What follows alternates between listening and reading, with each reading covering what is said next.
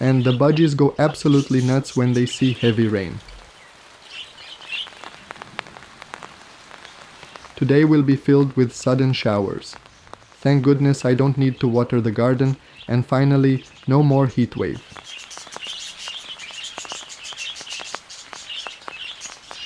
After all the rain, my beautiful peach-colored canary passed away. I don't know if it was the thunderstorm, age, or just the stress of adjusting to the big new environment.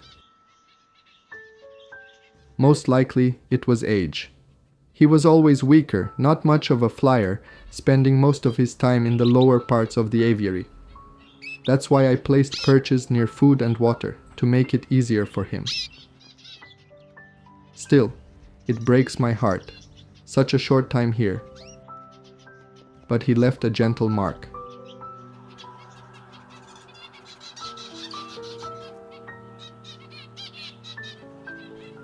And about his partner, now left alone, it might be kinder to have her adopted into a canary flock.